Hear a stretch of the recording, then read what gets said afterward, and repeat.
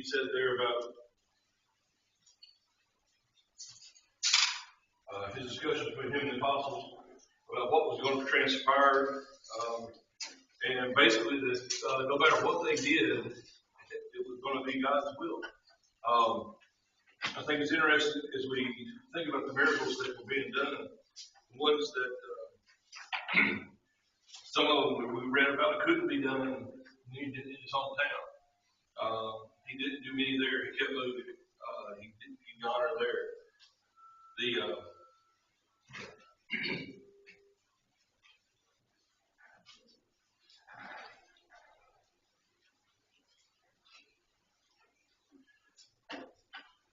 The other thing he keeps bringing up is he needs go to Jerusalem. And in today's lesson, I'm going to, if you're looking at the numbers as far as which ones we're going to be looking at, it's going to be the 10 lepers, number 32, and also 31. The man, Jesus heals a man with dropsy on the Sabbath day. We already know every time Jesus heals on the Sabbath day, who's watching? Pharisees. Almost every time you say Sabbath day, miracle, healing, Pharisees pop in. The last couple of weeks we've seen that. It's almost like they were spying on him, waiting. Exactly. And that was one of the things in today's lesson. It's almost like they're setting him up. It's like, well, watch him. What's he going to do now? And I know a couple people I worked with that are kind of like that too. They'll say things in meetings and then look for a response. And then, kind of like you said, it's a setup. They're watching, catching. They already hated him. That was one of the things that kept coming out. And even in today's lesson, he's at a Pharisee's house. And it's kind of interesting what we're talking about. Some of the things kind of summarize all of these miracles into one spot. If you will,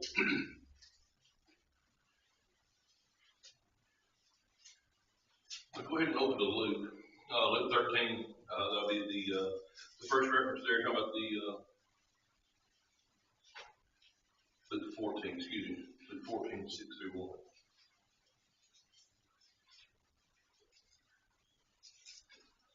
That's actually the miracle. What I was looking at in Luke 13, where we stopped last week, I'm going to read a few verses there and just kind of bounce down through Luke until we get to the miracle. Jesus is using the miracles basically as brackets, if you will, to teach different things now. More and more, he's turning more and more of his sermons or his parables toward the kingdom of heaven.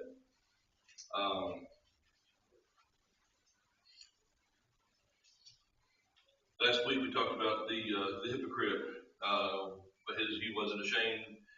Back in 13 verse 17 says, and when he had said all these things, the adversaries were ashamed, and all the people rejoiced for the glorious things which were done by him.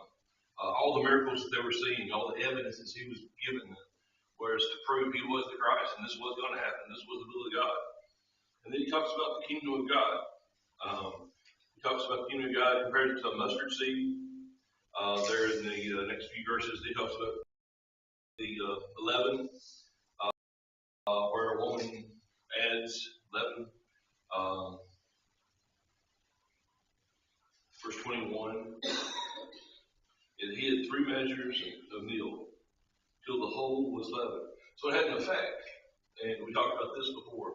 A little bit of leaven, same thing with poison. You don't want any poison at all in your body if you can stand it. Keep it away from it. We know these things. But here, the kingdom of heaven, it changes. It changes you individually, and it changes even the cities and towns that we live in. He also talks about the straight gate. We could spend quite a few on that. And then there toward the end of chapter 13, you jump down toward today's lesson, toward the end of 13, he starts about Jerusalem, which killeth the prophets and stoneth them which were sent to thee. How often would I have gathered thy children together, as a hen doth gather her brood under her wings, and ye would not. behold, your house is left unto you desolate. And verily I say unto you, ye shall not see me until the time come when you shall say, blessed is he that cometh in the name of the Lord. And then the next verse, chapter 14, starts the miracle we're going to talk about a little bit more in depth today. 6 verses, starting verse 4, chapter 14.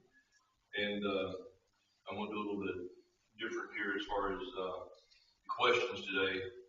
I didn't run a sheet, don't have the questions made out exactly the way I normally would have, but I've got them written down. And we'll back up and go through these. Anyone want to read those 6 verses in 14 for us? And it came to pass, as he went into the house of one of the chief Pharisees to eat bread on the Sabbath day, that they watched him. And behold, there was a certain man before him which had the dropsy. And Jesus answering spake unto the lawyers and Pharisees, saying, Is it lawful to heal on the Sabbath day? And they held their peace. And he took him and healed him and let him go. And answered them, saying, Which of you shall have an ass or an ox fallen into a pit, and will not straightway pull him out on the Sabbath day? And they could not answer him again to these things. Yeah, appreciate that. And that's a reference again.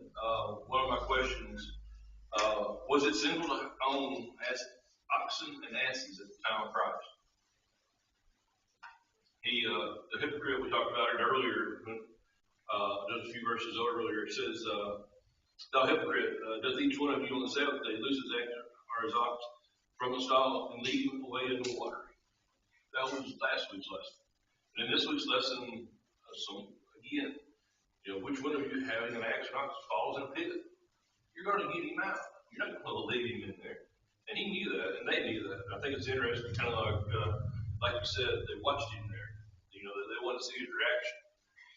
And if they had said it's unlawful to do good on the Sabbath, they also would have condemned themselves. And I think they know him that didn't even answer him.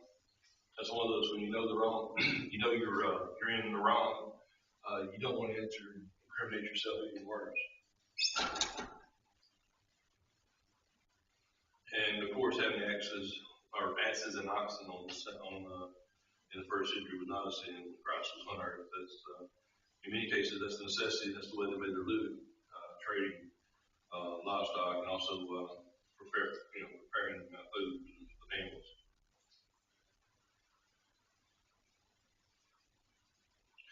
That was the differences there. One was taking leading them to the water, and the other was if they followed the pit. Straightway, get them out. Without hesitation, they would get them out.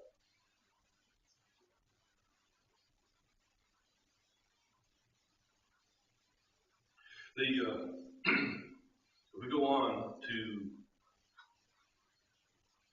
the next reading, it's going to be, skip over to Luke 17, 11 through 17. Skip about, 4 or 5 chapters, and then we'll jump back into another one of the miracles that's recorded from Luke 19, or 17, 11 through 19. This is the 10 lepers. Starting with verse 11, chapter 17. And it came to pass, as he went to Jerusalem, that he passed through the midst of Samaria and Galilee. And as he entered into the certain village, there met him 10 men that were lepers, which stood afar off.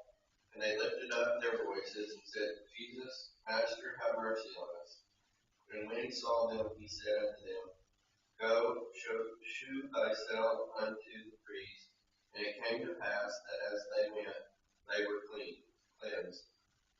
And one of them, when he saw that he was healed, turned back, and with a loud voice glorified God, and fell down on his face and his feet, giving him thanks.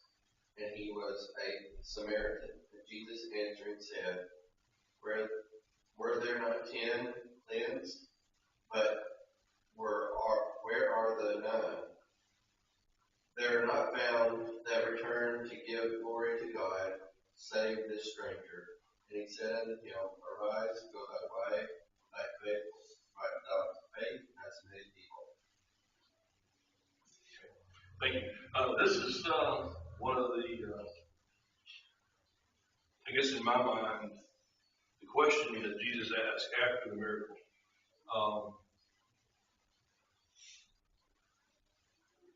Why didn't the other 9 return? Were they not thankful? Or were they not, they were doing the same thing that the one returned for? I think it's interesting again, the Bible points out here that he was a Samaritan. He's traveling, we just read verse 1 in the areas of Samaria and Galilee, going toward Jerusalem. Verse 11. As he went to Jerusalem, he passed through the midst of Samaria and Galilee. So this one leper that was healed, the Samaritan, returned.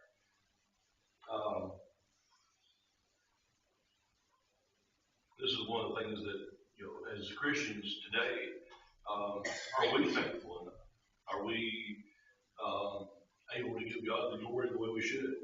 Are things that in our life keeping us from doing that? Or like we talked about a couple times before, are we so wrapped up in our own individual issues, problems, that we don't take time to give glory back to God? I know many times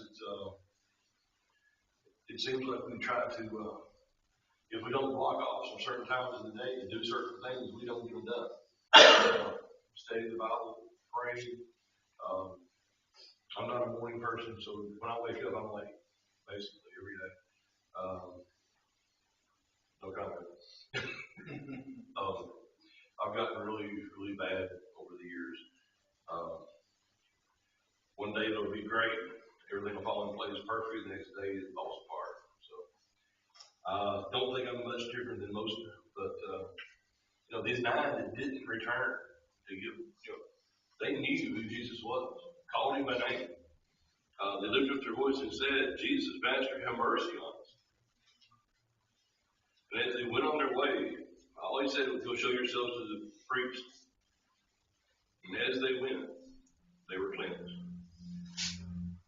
Sounds kind of like it's an example of the kingdom of Christianity, even though it was, a real situation. But the person who came back is the one who probably knew the least, that the expectation of what you should do when you are given such a gift, and the others, I don't know what they were, but didn't seem to realize the value of the gift. And maybe they just followed through with what he said. Doesn't say they didn't go to the priest. Yeah. That was, they were doing what they were supposed to do. If you look back at the ones that they stayed afar off. They were supposed to stay away from the camp. So they were doing that. They didn't want anybody else having leprosy. So I'm just a little harsh because I'm thinking in my mind, one of the things we talk about, the rest of the story, did the leprosy return to the 9 if they weren't truly faithful or thankful? We're not told anything about that. And that was kind of what I was thinking along the lines Wednesday night, some of the stuff that Elijah and Elisha did in the Old Testament. They had opportunity, they were God's prophets. And why did certain people receive the message? And then all the kings who stated about didn't. All the different things that they were seeing the same things. These people were seeing the same miracles and heard of Christ. Why not me? Why not heal me? Why not look at the end result, I guess, in our lives too? Doesn't this kind of tell the story of human nature in the sense of when you get something given to you or you make it big? You've heard stories about people who have won the lottery, and got hundreds of millions of dollars, whatever. Just in a few short years, they're back down to a state of being a pauper or not having anything. We don't understand that we were given a blessing. These lepers were given a blessing, and right? Expectations and responsibilities came with that. But yet they had the freedom and the ability to go and do that they never had before. So they, rather than appreciating and responding in an appropriate way, they just gave it away. We don't know if they denied and went back to leprosy or not, but the fact is that they did not, show the responsibility that they had that came with all blessings, which is true of all of us. Especially in the church, we have great responsibility because of the great blessing we have. Jesus taught that. But those who receive greater blessings have greater responsibility. So I think it's the kind of story of that. Much is given, much is taken. We are blessed. We compared to what they had, just the complete Word of God, just the history, and sometimes we take that for granted. In verse 19, what did Jesus say made him whole? Samaritan. His faith. In a lot of these miracles that we talked about, Jesus tells, if you believe, all things are possible. If you have the faith, even as small as a mustard seed, great things can be accomplished. And here, telling the Samaritan in return to give him the glory and thank you, fell down at his feet.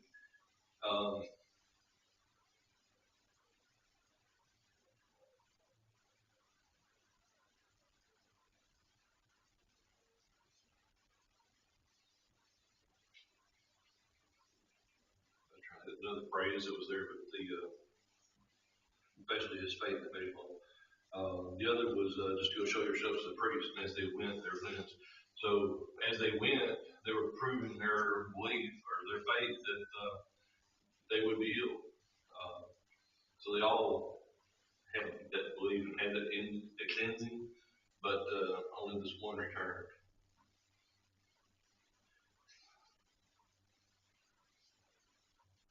The other things that I pointed out was kind of like the 10%, very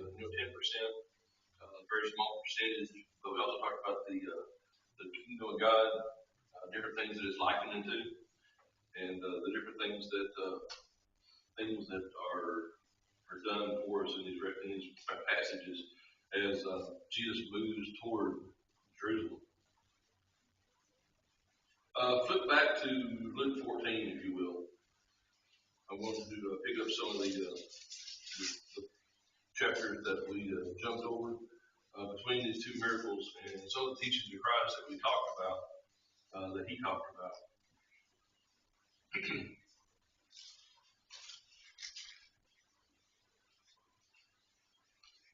Let's back up to Luke. Someone get Luke 13:30. And then someone else get Luke 14:11 for us. And behold, there at last which shall be first, and there are first which shall be last. Okay, Jesus' teaching here, the last shall be first, first shall be last.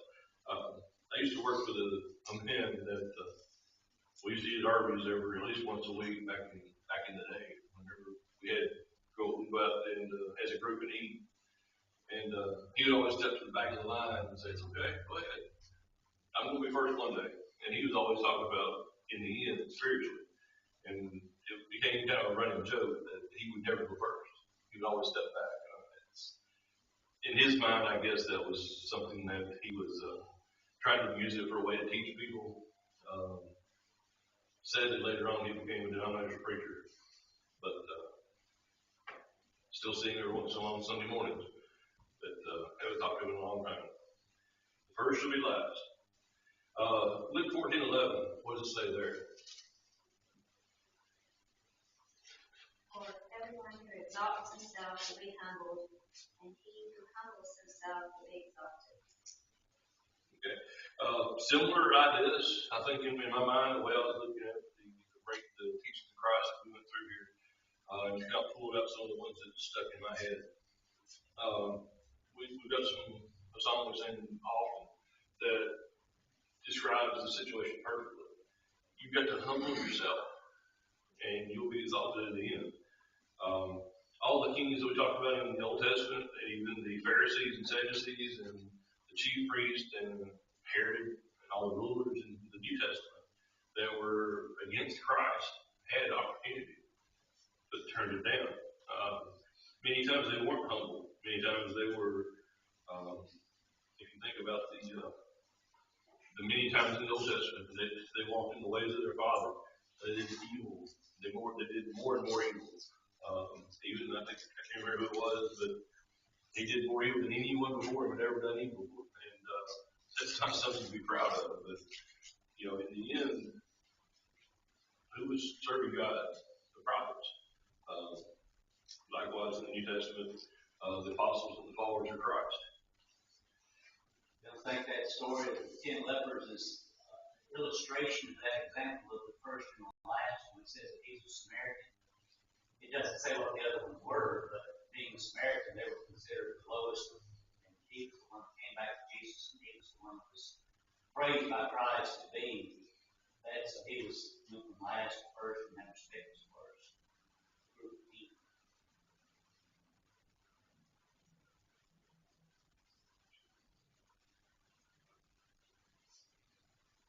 Yeah, that was very, very possibly one of the things that was pointed out, because like Samaritans to the Jews, I mean, they were worse than, worst of the worst. I mean, it was beyond racial. I mean, they hated each other, and yet this one returned and gave God the glory at the feet of Jesus, surrounded by the disciples, obviously.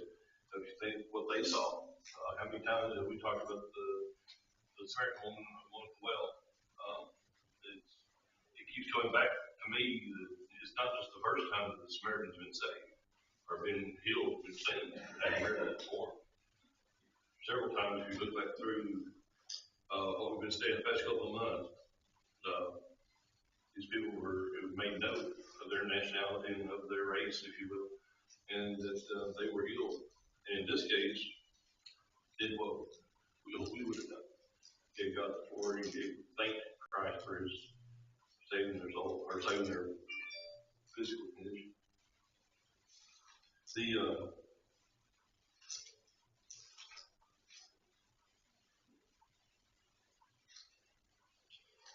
next reference was on go back to Luke 14. The Great Feast, we're very familiar with that. If you will, let's read some teachings there from Luke 14. I've got a few extra minutes that I want to spend some time here. And if you want to, let's just 35 verses here. Let's someone start out with the first one of Luke chapter 14. And this is after he talks about the kingdom of God that is like the mustard seed, and then like leaven. And then they begin to say, master of the house risen up, shut the door. If you know it's coming, thief in the night, I think is where the phrases are there. And in Jerusalem, the crew of the prophets. And then 14, 1 through 6 was the miracle that we started with. Starting with verse 7 of 14, someone pick up there. And the parable here, I'm going to read down together through 35. Someone starting in verse 7. And he put forth a parable to those which were bidden, when he marked out they chose out the chief rings, saying unto him, when thou art bidden of any man to a whip, sit not down in the highest ring, lest a more honorable man than thou be bidden of him. He that bade thee, and him come, say to thee, give this man place, and thou begin with shame to take the lowest ring. But when thou art bidden, go and sit down in the lowest ring. So when he that bade thee come, he may say unto thee, friend, go up higher, then shalt thou have worship in the presence of them that sit at meat with thee. For whosoever exalteth himself shall be abased, and he that humbleth himself shall be exalted. Then said he also to him that bade him, when thou makest dinner or supper, call not thy friends, nor thy brethren, neither thy kinsmen, nor thy rich neighbors, lest they also bid thee again, and recompense be made thee. But when thou makest a feast, call the poor, the maimed, the lame, the blind, and thou shalt be blessed. For they cannot recompense thee, for thou shalt be recompensed at the resurrection of the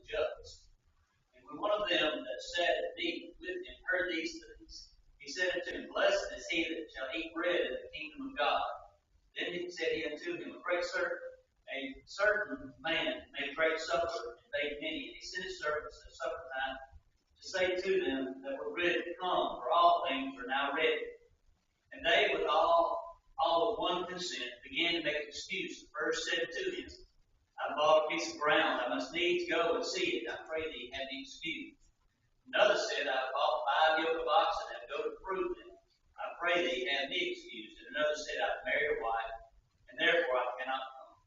So that servant came to show the Lord these things. Then the master of the house, being angry, said to his servant, Go out quickly into the streets and the lanes of the city, and bring in hither the poor, and the maimed, and the halt, and the blind. And the servant said, Lord, it is done, and as thou hast commanded. And yet there is room. And the Lord said unto the servant, Go into the highway and the hedges, and compel them to come in, that my house may be filled. For I say unto you that none of those men which were bidden shall taste my supper.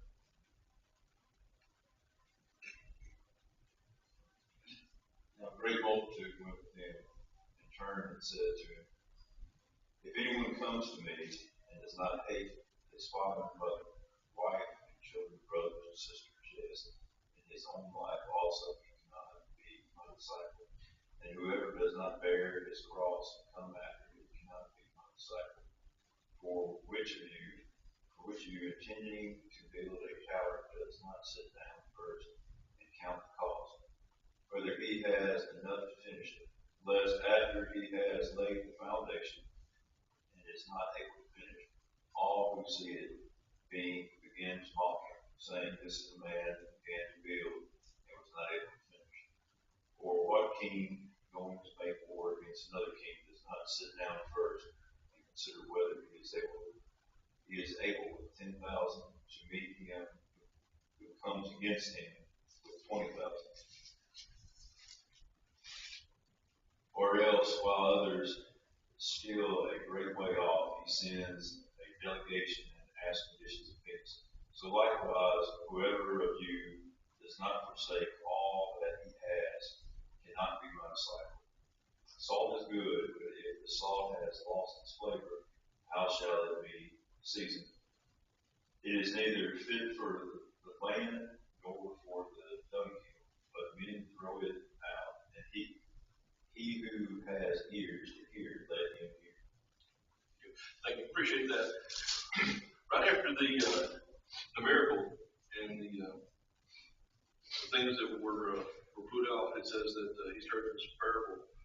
Several different parables, several different things that we're very familiar with. He had just healed on the Sabbath day. We've referred to several miracles that were done to prove that he was Lord over the Sabbath. And then he goes into the parables teaching the things that, I guess the basics, if you will, of what his disciples were going to have to go through. In verses 13 and 21, what's the list of the sick and afflicted in both of those that Jesus says that they should take care of and fight?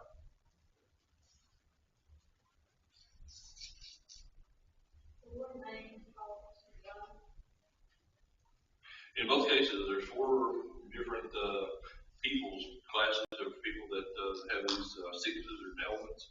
The poor, the maimed, the halt, and the blind.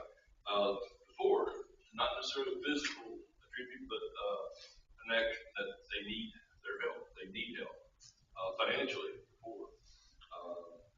It doesn't say that they're depressed. It says they're poor.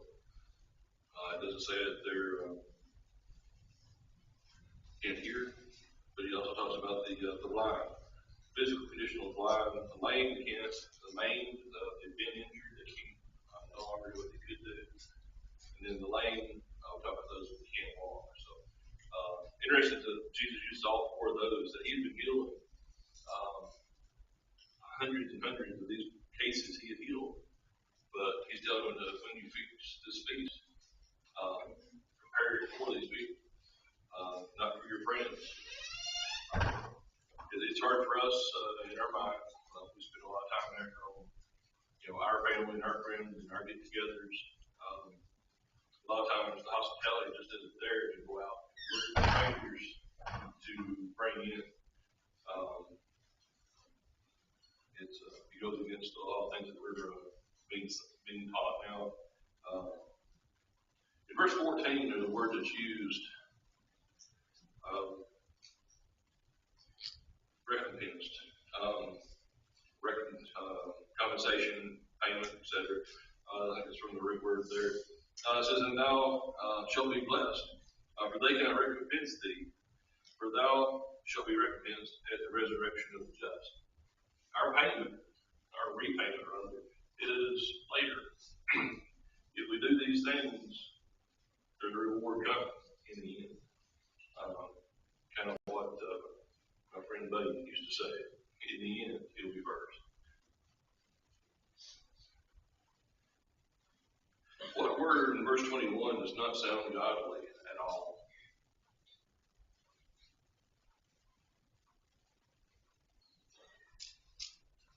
Anger. That's the one that jumped out at me. Be angry and sin not.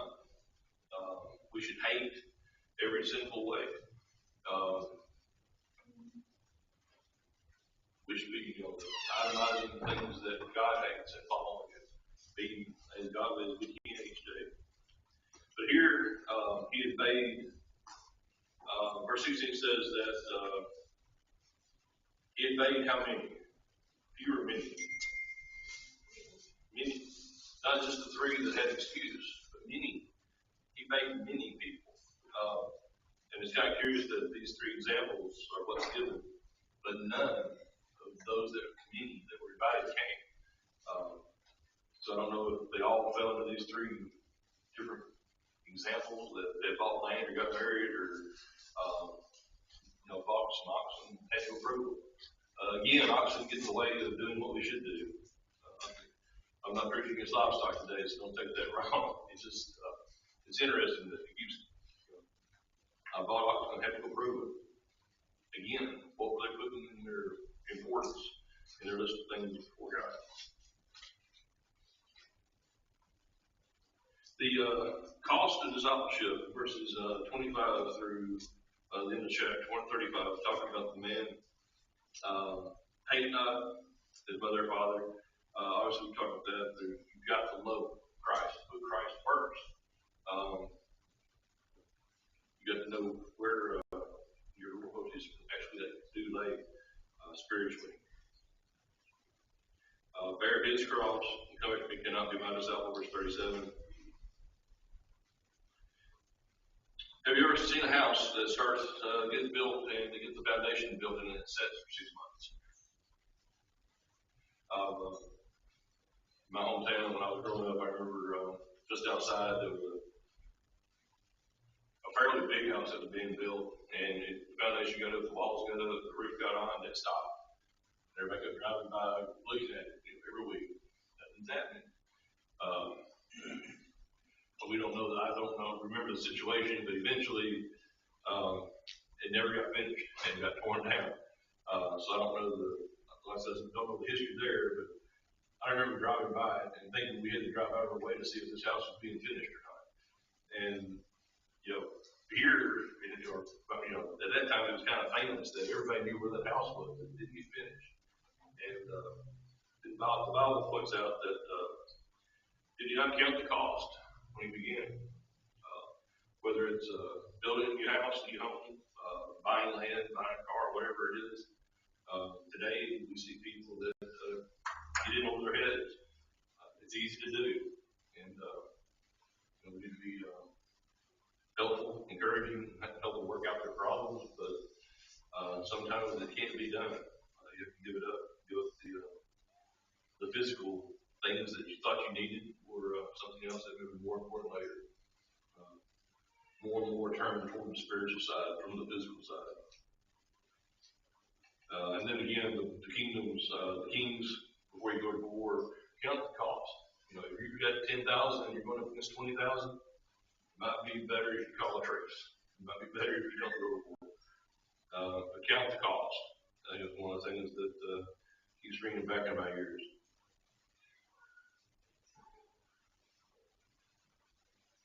After making the great what, the master was angry. Verse 21. That was the the word that I said jumped out kind of to me as we read through here. How do we make God angry?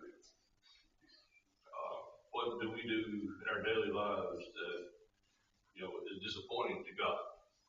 Jesus.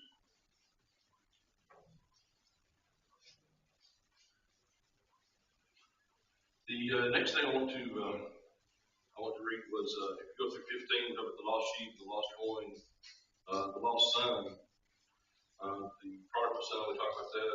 I'm going to jump over toward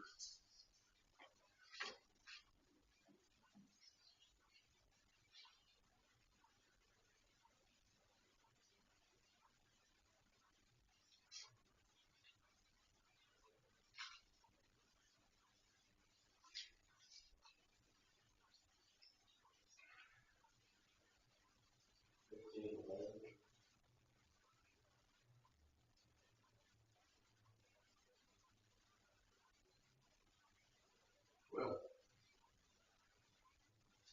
this was here last time. Sorry. Drop down. The verse I'm looking for is a group. Verses are 20, 25, 26, 27, 28, 29 are the ones that, whatever chapter I'm trying to find here.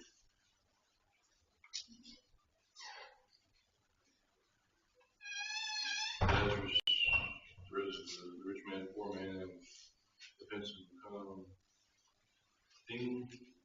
Chapter 17. It's amazing when you make complete notes how he did this. Chapter 17, starting down with verse 20, I think it is. But again, jumping over to chapter 17 of Luke. Again, Jesus teaching about the kingdom.